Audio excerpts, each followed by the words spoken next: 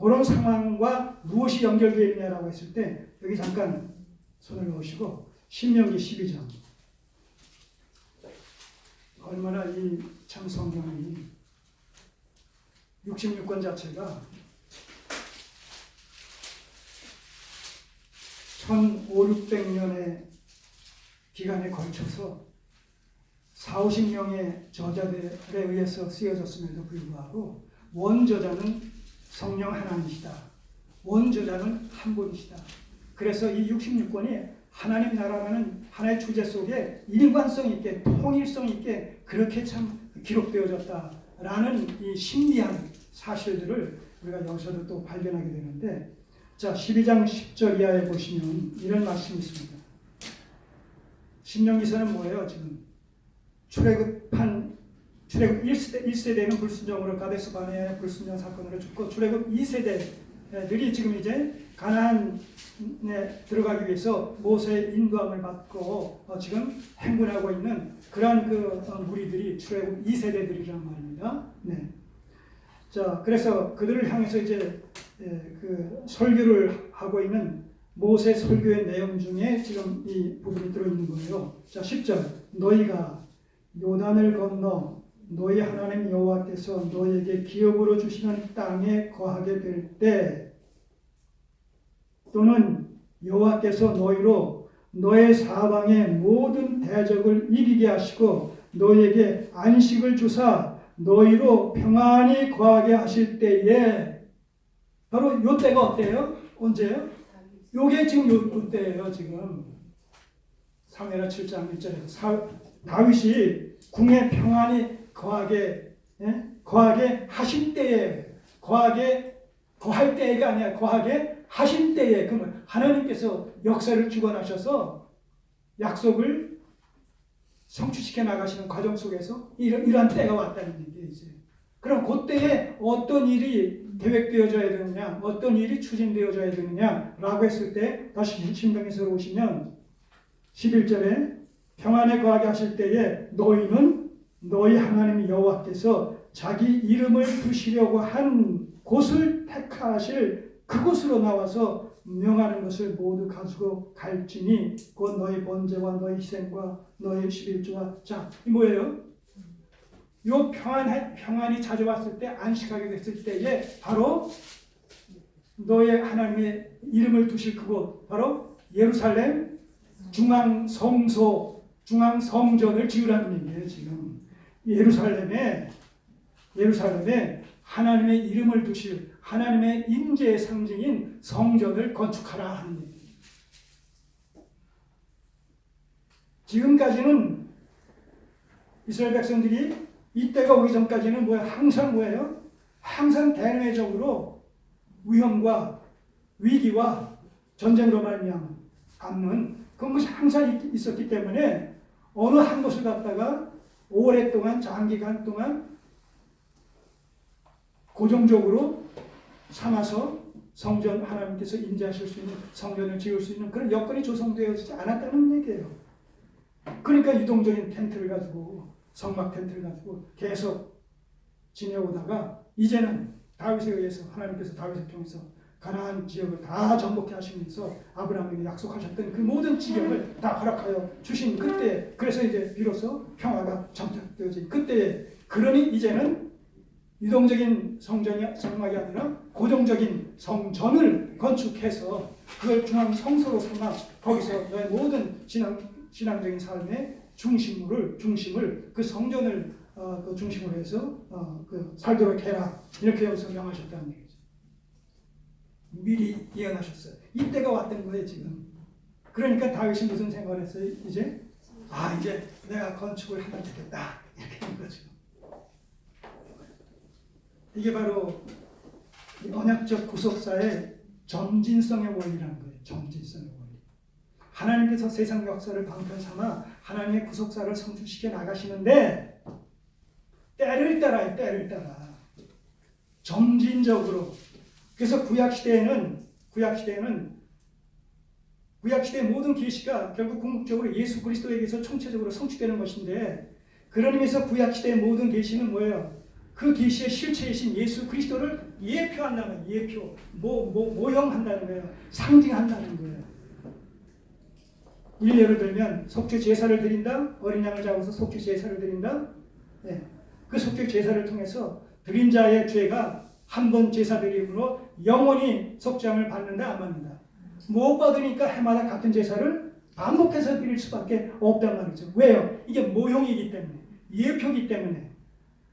뭐에 대한 그 어린 양의 실체 대신 예수 그리스도의 십자가의 죽음을 통한 대속 사상에 대한 예표이기 때문에 그리스도에게서 실체가 되어졌단 말이죠. 그 실체가 되어졌으면 그 이후에는 예표적인 사건들은 더 이상 유효 가치가 있다 없다? 없는 유효기간이 만료되는 것입니다. 이 원리, 구속사의 점진성의 원리, 이 부분에 대해서 유대인들은 무죄했다라기보다 불충분했다는 것이죠. 부족했다.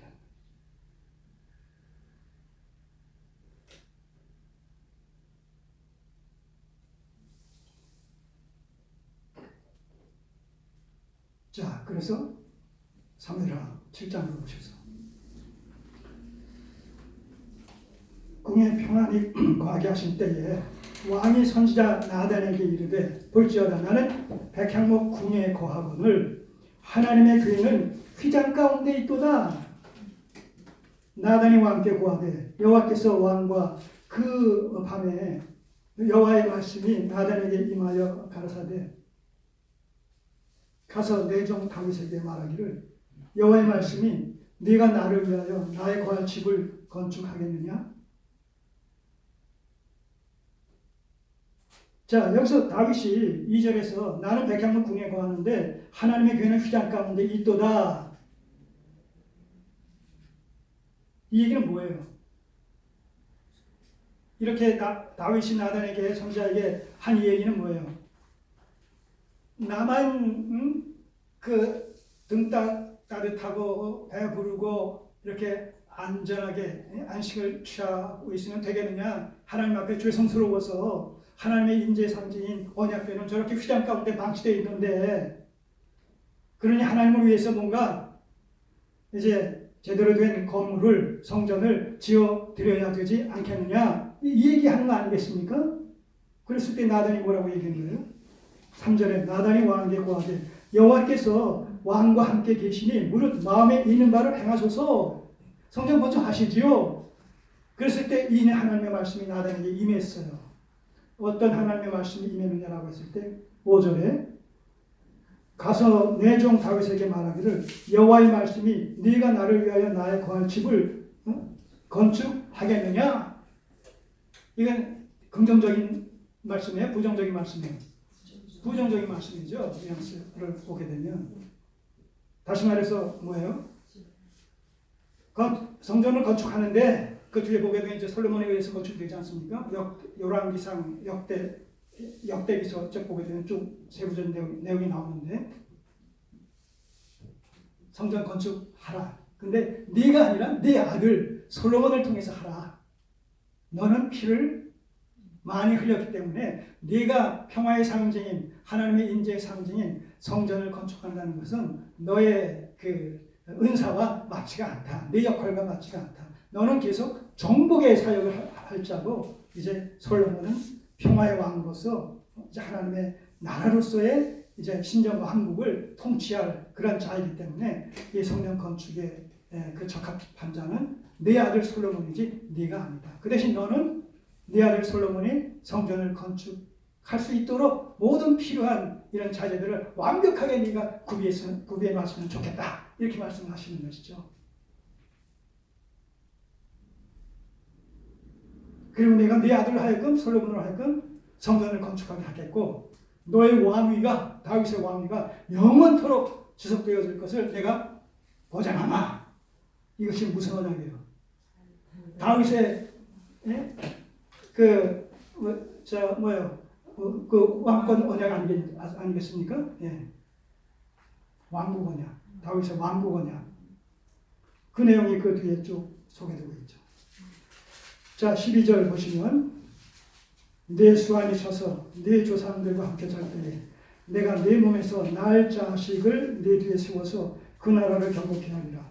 너는 내 이름을 위하여 집을 건축할 것이요 나는 그 나라의 위를 영원히 경고케 하리라. 나는 그 아비가 되고 그는 내 아들이 되리니. 자, 하나님과 다윗의 아들과의 관계가 아들의 이중적인 아들이 되는 거예요. 다윗의 아들이면서 동시에 하나님의 아들이 된다는 거예요. 다윗의 아들이면서 하나님의 아들 누구예요?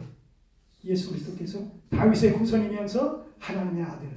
바로 미래지향적인 관점에서 봤을 때 이 다윗의 왕국 언약 속의 이 당사자는 바로 솔로몬이 아니라 예수 그리스도다. 이것이 점진적인 구속사의 진행 속에서 그 전모가 드러나는 거예요. 한쪽에서 구약시대에는 그림자적으로 예표적으로 나타나는데 신약시대에는 그 실체가 나타난단 말이에요.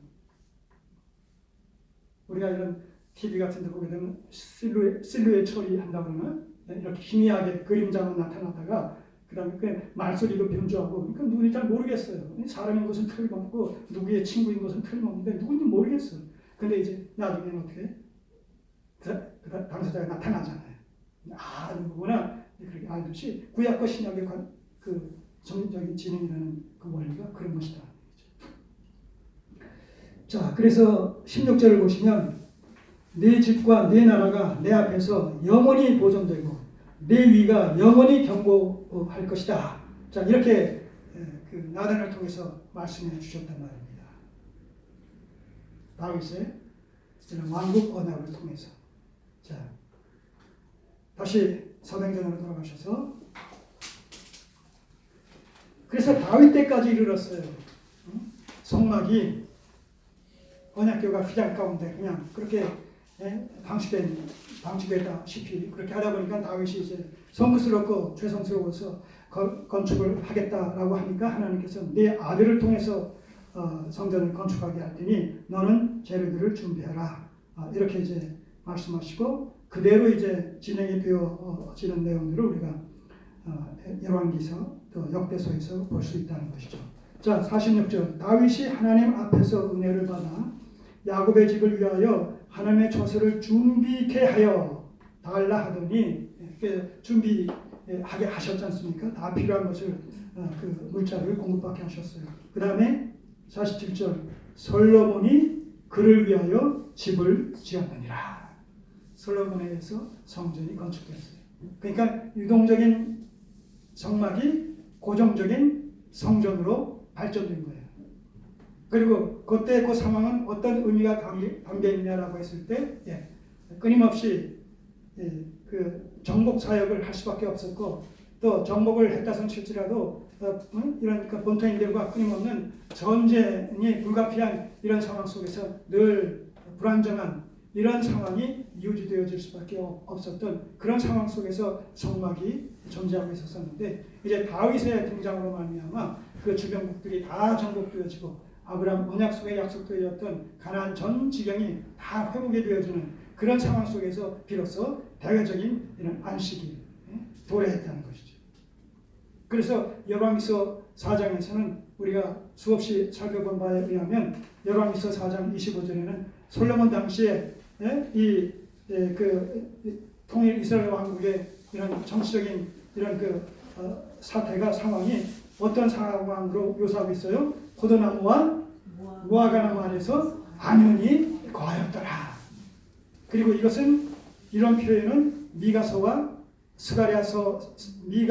스가랴 선지자가 예수 그리스도로 말미암는 종말론적인 하나님의 나라의 상태를 이야기할 때 바로 이 열왕기서에서 솔로몬 통치하의 이스라엘의 상황을 묘사했던 이 표현을 포도나무와 무화과나무에서 안연히 살았다. 이 표현을 어디다 적용시키냐? 예수 그리스도로 말미암아 도래한 종말론적인 하나님의 나라의 상태에다가 적용시킨단 말입니다. 자, 그러니까 포도나무와 무화과나무에서 안연히 살 수 있는 그 상태는 어떤 나라의 상태라는 얘기예요? 하나님 나라의 상태, 명실상부한 하나님 나라의 상태다 하는 얘기죠.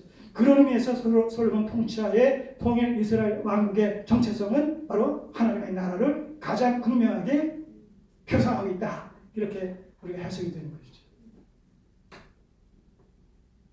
이런 사실들을 깨닫게 됐을 때의 그 기쁨, 그 감격은 엄청났었어요. 지금도 이걸 반복할 때마다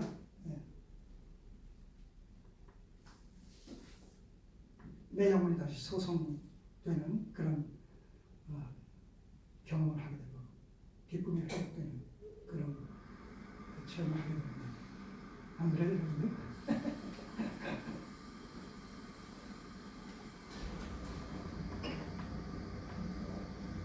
다른 거 아니에요. 그건 과거지사고 그런 사건의 연장선상에서 오늘을 살고 있는 우리가 그 사건을 어떻게 재해석해서 우리에게 적용시킬 것이냐라고 했을 때 지금도 21세기 역사를 하나님의 장중에 붙드시면서 우리를 도구 삼으셔서 남은 구속사를 그 시대에 그렇게 하나님의 백성들, 이스라엘 백성들을 통해서 성취시켜 나가셨듯이 21세기 역사 속에서 21세기를 살아가는 각 나라의 성도들을 하나의 도구 삼으셔서 하나님께서는 역사를 주관하시는 가운데 남은 구속사를 그런 원리 속에서 성취시켜 나가고 계시다는 거예요. 그 구속사에 우리가 접촉되어 있다는 얘기예요. 구속사를 이루는 자들로서 하나님의 나라를 이루는 자들로서 얼마나 영광입니까? 그렇기 때문에 우리가 그런 가운데서 그런 영광된 하나님의 나라의 건설을 위해서 쓰임받고 있는 그 과정 속에서 우리에게 주어지는 여러 가지 시련과 어려움과 고난들이 있단 말입니다. 그러니까 그럼에도 불구하고 그런 것들은 뭐예요? 결국은 부차적인 것들이에요. 부차적인 그런 것들을 통해서 그 본질인 하나님의 나라를 이루려고 하는 이루어나가는데 우리가 쓰임받고 있는 우리의 생애가 더 뭔가 자극을 받고 더 도전을 받고 그래서 더 적극적으로 그 하나님의 나라를 세우는 일에 이바지하게 하시는 하나의 수단과 방편으로 하나의 도구로 그런 시련들을 주셔서 우리가 더 적극적으로 그 나라를 이루어나가는 일에 집중하라고 때로는 격려하시고 위로하시는 그런 의미가 그런 데 담겨 있다. 긍정적인 의미로 우리가 그런 것을 봐야 된다는 것이죠. 자, 그래서 솔로몬이 그를 위하여 집을 지었어요. 이게 이제 스데반이 그 성전의 기원과 의미와 그리고 그 본질에 대해서 이제 언급해 나가기 위해서 이렇게 과거 역사를 쭉 한번 회고하는 것이죠. 우리가 여기서 계속 이걸 이 성막의 기원과 의미를 진행시킨다면 그렇게 해서 솔로몬 성전 건축 이후에 어떻게 그 성전 계시는 계속 발전됩니까? 그런 줄 알았더니 이제 다윗의 왕국 언약에 근거해가지고 다윗의 왕위가 영원히 지속되어지는 이런 다윗 왕국이 그럴 줄 알았는데 어떤 일이 벌어졌어요. 솔로몬 이후에 로보암 때 가서 남북이 분열되어지더니 그 다음에 북이스라엘이 아수르에 의해서 멸망당하고 남유다가 바벨론에 의해서 멸망당해서 70년 동안 포로 생활을 하는 이런 엄청난 기대하지 않은 예상치 않았던 사건이 일어난단 말입니다. 그랬을 때 그러기 전에 이미 선지자들은 뭘 얘기하고 있어요? 너희들이 불순종하면 이방 나라들이 공격해 와서 너희 이스라엘을 멸망시키고 포로로 잡아갈 것이다. 70년 동안 포로 생활할 것이다. 이거 다 예언했단 말입니다. 그 선지자들의 예언을 우리는 어떤 언약이라고 정의하고 있죠? 선지자들의 새 언약입니다. 그 새 언약 속에는 그렇게 해서 포로로 잡혀갈 뿐만 아니라 70년 후에 다시 돌아올 것과 돌아와서 뭐예요? 성전을 회복시킬 것에 대해서 그리고 동시에 신 다윗 왕국이 재건될 것에 대해서 예언하고 있단 말입니다. 그대로 이루어지지 않았습니까? 그대로. 어디를 통해서? 에스라서와 느헤미야서를 통해서. 70년 만에 스룹바벨 인도하에 그 다음에 누구야? 에스라 인도하에 느헤미야 인도하에 3차에 걸친 포로 귀환을 통해 가지고 다시 고토로 돌아온단 말입니다. 그리고 스룹바벨에 의해서 나중에 에스라에 의해서 성전이 재건되지 않습니까? 이걸 일컬어서 무슨 성전이라고 해요? 스룹바벨 성전이라고 해요. 스룹바벨 성전.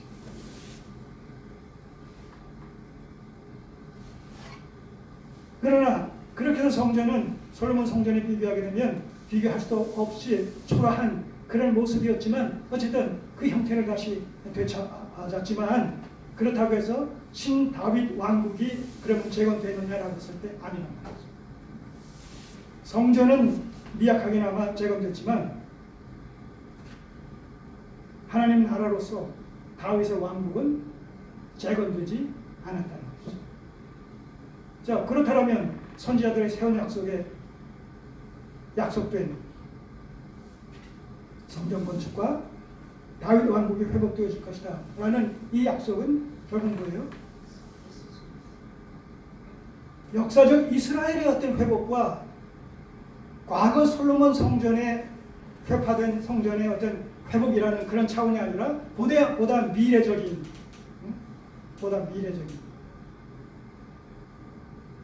사건을 염두에 둔 이중적인 그런 의미의 언약이었구나, 이걸 알게 됩니다. 이중적 의미가 담겨있다. 하나는 이스라엘의 역사 속에서, 하나는 미래의 참 이스라엘인 예수 그리스도와 그에게 연합된 교회를 통해서 이루어질 것이다 라는 사실을 우리는 이미 살펴봤습니다만도 이런 이중적인 의미가 담겨있다는 것이죠. 자, 그렇게 해서 스룹바벨 성전은 건축됐지만 그 후에 어떻게 됐어요? 히랍이 페르시아를 공격하고 멸망시키는 과정 속에서 스룹바벨 성전은 다시 회파가 되어진 거예요. 그럴 후에 이제 세상 역사의 판도는 누가 어느 제국이 최종적으로 장악하게 됩니까? 바벨론에서, 페르시아에서, 히랍에서, 그 다음에 로마로 넘어온다. 로마가 세상을 다 장악하고 있었고, 또 그런 의미에서 로마가 이 유대를 이제 지배하고 있었던 그런 상황 속에서 헤롯이 등장해가지고 많은 돈을 주고 많은 로비를 해가지고 이스라엘 백성들의 관심을 사기 위해서 로마의 그 로비를 한 끝에 이제 분봉 왕으로 이렇게 책봉이 된 후에 유대인들의 관심을 사기 위해서 스룹바벨 성전을 개보수하는 거예요. 몇 년에 걸쳐서 46년에 걸쳐서 엄청난 그 위엄을 자랑하는 이런 그 성전으로 개보수를 하게 되는 것이죠. 바로 예수님께서 이 성전을 헐라 내가 살면서 지켰다라고 하는 것은 바로 그 헤롯 성전이란 말입니다. 그러니 더더군다나 유대인들이 이 엄청난 위엄을 자랑하는 그 규모 면에 있어서도 그렇고 그 성전을 헐고 사흘 만에 짓겠다고 하니까 이게 말이 안 되는 건 말이 안 되는 거죠. 네가 하나님을 기만하냐? 하나님의 만월의 여긴다. 하나님을 모독한다. 성전을 모독한다. 온갖 죄를 다 뒤집어 씌워서지 죽이는 데 앞장선 수밖에 없었던 상황이 그 시대적 상황 속에서 그들의 관점에서 보면 그럴 수밖에 없는 거예요. 이게 참 묘한 것이죠. 그럴 수밖에 없는 거예요. 표면적 역사는. 그런데 이면적으로는 뭐예요? 그것이 하나님의 계획 속에서 또 진행되어질 수밖에 없는 그런 결과를 말합니다. 그래서 이 헤롯 성전은 그 다음에 어떻게 돼요? 예수 그리스도께서 오심으로 말미암아 그 성전의 실체가 바로 예수 그리스도가 되시는 것이죠. 왜요? 말씀이 육신이 되어 우리 가운데 거하신 분이 예수 그리스도 아닙니까? 그때 말씀은 요한복음 1장에서 뭐라고 해요? 태초에 말씀이 계시나 이 말씀이 하나님과 함께 계셨으니 이 말씀이 곧 하나님이시다. 그러니까 말씀이 육신이 되어 우리 가운데 거하시는 예수님이라는 말은 하나님이 육신이 되어 우리 가운데 예수님으로 오셨다 이 얘기란 말입니다. 그러니까 예수님이 누구예요? 하나님의 거하시는 처소가 되는 거예요. 그러니까 예수님이 누구예요? 하나님의 거하시는 처소의 실체가 되신단 말입니다. 이런 엄청난 의미가 담겨 있는 것이죠. 그래서 예수께서 성전의 실체로 오신 거예요. 임마누엘 이신 그리스도께서 성전의 실체로 오셨다는 거예요. 근데 이 성전의 실체로 오신 그리스도께서 이제 구속사역을 완성하시고 부활 승천하시고 그 다음에 누구를 보내주셔요? 성령을 보내주심으로 말미암아 이 성령을 말미암아 교회가 태동되어지고 교회가 출현하게 되고 성령은 교회 가운데 임재하시게 된단 말입니다. 그래서 오늘 암송 구절이 뭐예요? 고린도전서 3장 16절 너희가 하나님의 성전인 것과 하나님의 성령이 너희 가운데 거하시는 것을 알지 못하느냐? 우리가 누구예요? 우리 한 사람 한 사람이면서 동시에 교회 공동체, 얘가 성전이라는 거예요. 그래서 에베소서 2장 22절에서는 성전이 어떻게 돼요? 지어져 가고 있다. 주님께서 오실 때까지 지어져 가고 있다고 했잖아요. 지어져 간다는 개념이 뭐예요? 우리 한 사람 한 사람이 성전인데 새로운 영혼들이 구원받은 자들이 더해질수록 어떻게 되는 거예요? 성전이 지어져 가는 그런 논리가 성립이 되는 것이죠. 오늘 우리가 그러한 존재들이라는 것입니다. 자, 그러면서 이제 48절, 49절, 50절을 통해서 이 솔로몬 성막으로부터 시작해서 솔로몬 성전에 이르기까지 이 건물로서의 성전은 표상이다. 하나님의 임재를 보여주시는 상징이다. 이 건물은 상징이다. 근데 너희들이 하나님과 건물을 동일시해서 이 건물을 갖다 섬긴다고 한다면 이 건물 또한 사람의 손으로 만든 것이기 때문에 우상에 불과하다. 너희가 이 성전을 가지고 신앙의 대상을 삼는다는 것은 우상을 숭배하는 것이나 다를 바가 없다. 사람의 손으로 만든 것에 하나님은 거하시지 않는다. 자, 사람의 손으로 거하지 않는 성전, 하나님의 성전 누구예요? 그리스도 아니에요. 그리스도. 사람의 손으로 만들지 않은 성전. 그리고 그것은 곧 이제 교회로 이렇게 발전된다고 말씀드렸습니다만 그걸 이제 여기서 얘기하는 거예요. 결론적으로 바로 하나님의 편재성, 하나님의 무소부재성. 이사야서 66장 1절을 이제 근거로 해서 이렇게 말씀하십니다. 이렇게 얘기합니다. 48절에 그러나 지극히 높으신 이는 손으로 지은 곳에 계시지 아니하시나니 영이시며 초월자이신 하나님께서 사람의 손으로 지은 건물에 자신이 제한될 수 없다는 것이죠. 그러니까 너희들이 사람의 손으로 만든 우상을 신전에 안치했다고 한 그 개념의 연장선상에서 바로 여호와 하나님과 이 성전을 갖다 결부시킨다라면 너희는 잘못됐다는 거예요. 그러면서 구체적으로 49절에 주께서 가라사대 하늘은 나의 보좌요 땅은 나의 발등상이니 이게 뭐예요? 우주 가운데 충만히 임재하신 하나님이시라는 거예요. 어디 장소에 국한시켜서 제한적으로 머무실 수 있는 그런 하나님이 아니시라는 거예요.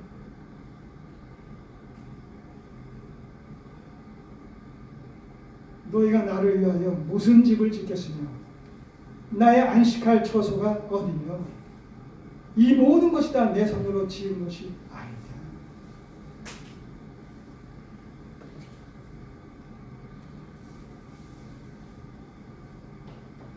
한 말씀만 보시죠.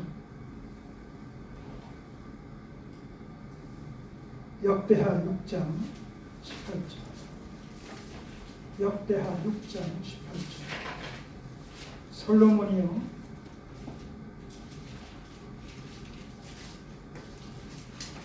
솔로몬이 성전을 다 지어놓고 기도하면서 이렇게 고백합니다.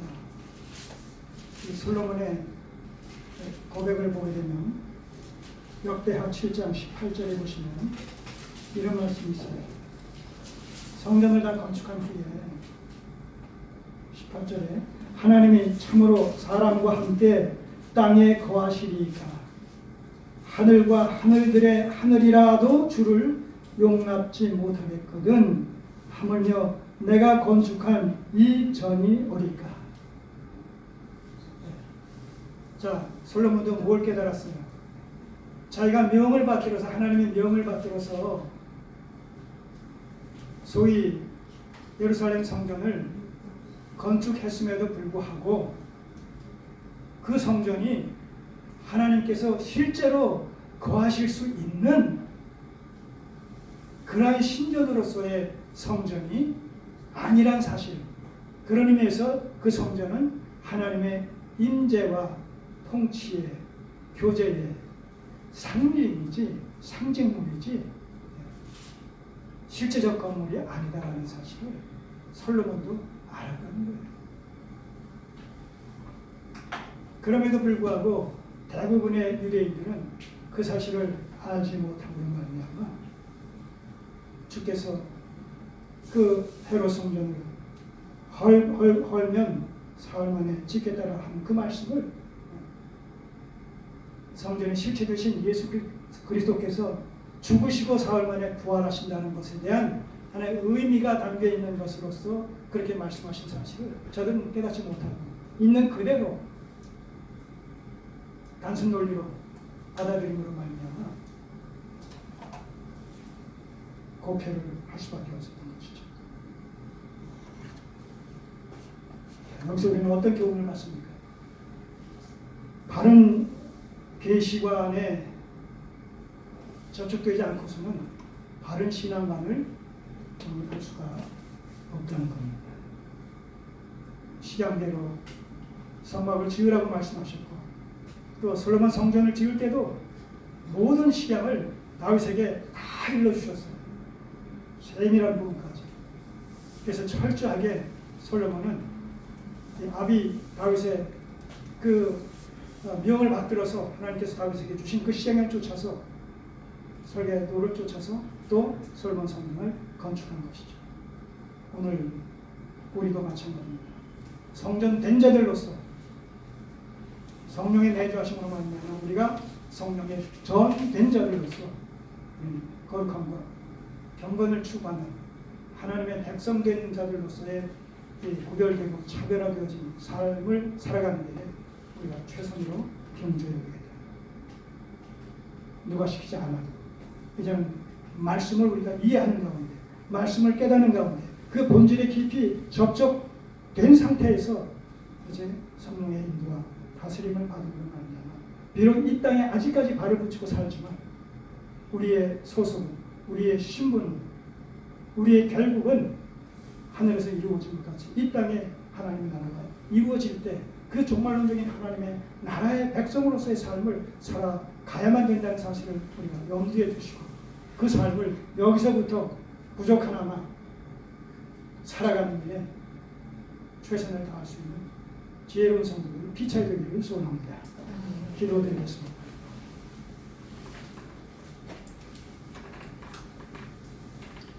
아버지 하나님,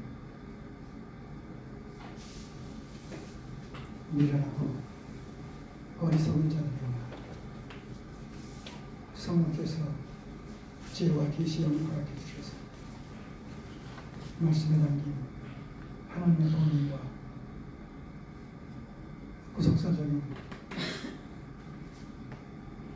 하나님의 계시의 진행 속에서 예표와 모형과 실체의 원리를 깨닫게 하시사 성경이 무엇의 말씀인지 총체적인 관점에서 밝히 통찰하며 분별할 수 있는 계시의 영광을 주셔서 감사드립니다.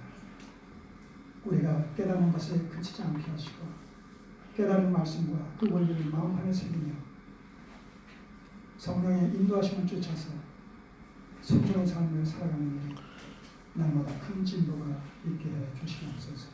아멘. 고난 중에 있는 성도들 말씀으로 인쳐 주셔서 넉넉히 감내하며 승리할 수 있도록 도와주시기를 원합니다.